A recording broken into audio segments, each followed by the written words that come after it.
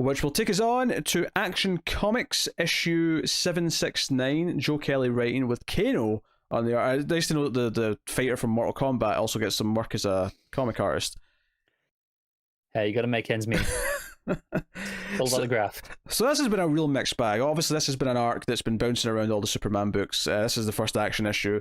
This completes the rotation of the 4 books before we get the one shot, and then we get another rotation of the 4 books. This is the issue that at least has a bit of Superboy in it, or Super Burger Boy, as we come to know him by. Yeah. But it's kind of this weird thing where that first issue was really good, and then we had a really bad issue, and then the last one was just kind of mediocre and in the middle. Yeah.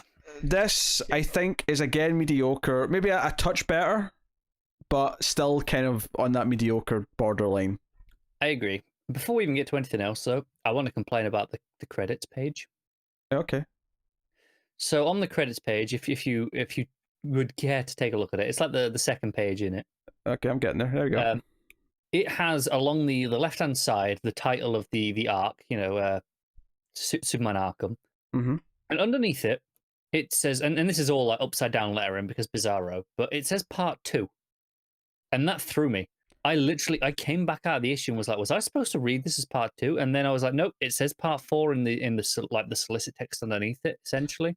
I checked in a reading order, it said part 4. Interesting tidbit here. In the trade, it says part 4. Oh, that is interesting. They fixed it. That was clearly a mistake. That was a print error. Okay, it was a print error. But I'm just looking at this and going, part 2, should I have been reading this second? I'm like, it doesn't make any sense. When I got through the rest of the issues, it was very clear. Because you said that, and I looked at it and went, that says 4. What's it talking about? No, okay. In the single issue, originally, which is what I'm assuming this DC Universe version is, definitely says part 2, because I'm looking at it now just to make sure I wasn't going crazy. Can I just...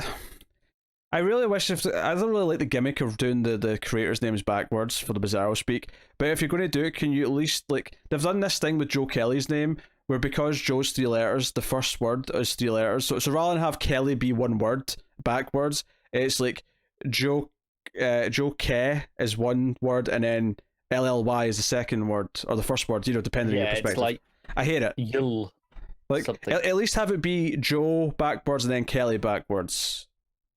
Like, don't redistribute the amount of letters. It's annoying.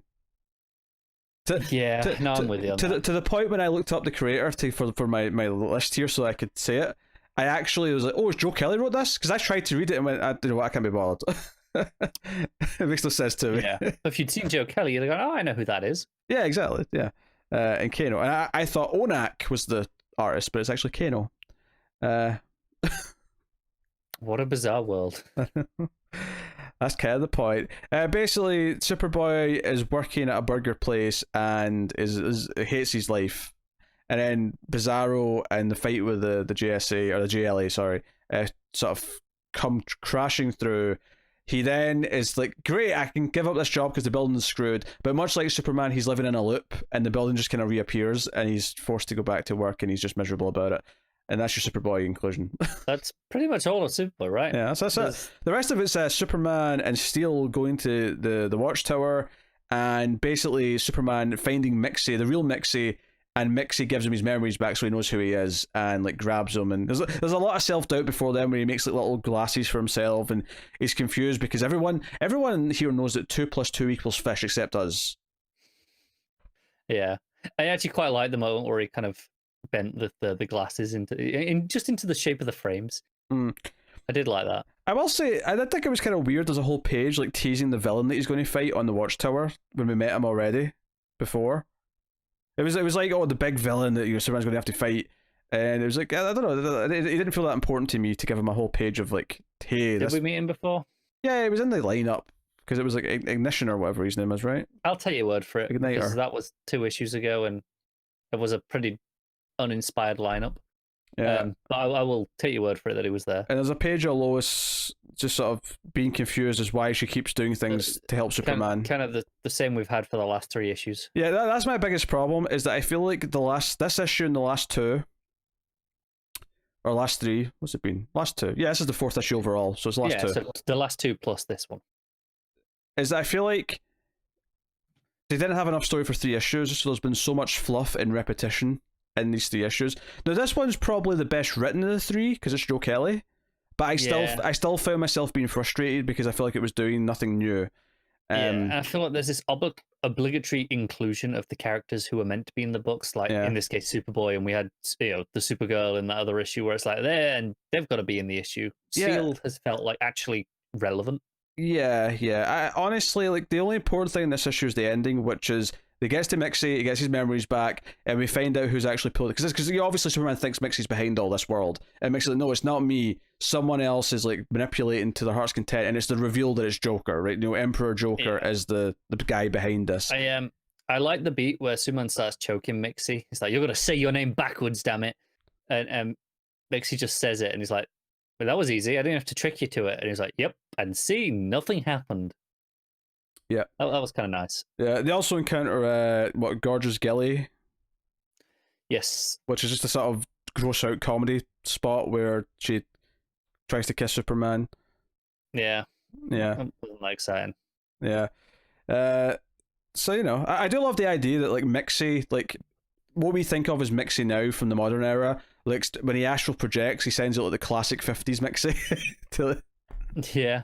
and I don't know how long this era, this idea of Mixie's been going on, but I think it's clearly, if this isn't the first place, I'm not going to give this credit. Oh sure, but, the idea that he's not evil, he's trickster and just kind of going along with things, and for him here, it's like, no, this is too far. Like I'm not messing with this. This is Joker. Come on, Superman, you got to come and sort this shit out. Yeah, so Mexapellic's not the one behind it all. It is Joker, and that's your big cliffhanger leading to the one shot. So clearly, the only real plot beats that had to happen in the 3 issues after the first proper issue that was by Loeb is that Superman has to get his memories back. Maybe he has to introduce me with some of what other characters are, if that's important for later. I would say recruit Steel, maybe. Yeah. Again, that's the only one that feels important right now. And have the reveal at the end that Joker's behind it. That is the only important stuff that's happened in the 3 issues. Everything with Bizarro has been fluff. Everything, mostly with Supergirl and Superboy, outside of maybe just establishing where they are, because that might become relevant when they show up. Yeah, but it feels like this could have been 1 issue instead of 3. Very easily. Absolutely could have been. It's been a frustrating read because of that. So, yeah, I mean, I do think this is the best of the 3. After that first good issue, this is the best of the 3, but unfortunately, I still think it's only maybe just scraping like a 6. That's exactly where I'm going to put it, a 6 as well. Like I say, I think it's probably the best. It feels the most relevant because it kind of feels like we're going right into the final beat. It definitely wasn't a chore to read like the second issue of this arc was. So I think it's kind of gotten gradually better over the last 3 issues to this point. But I mean, we're nowhere near the heights of that first issue, which was really quite solid.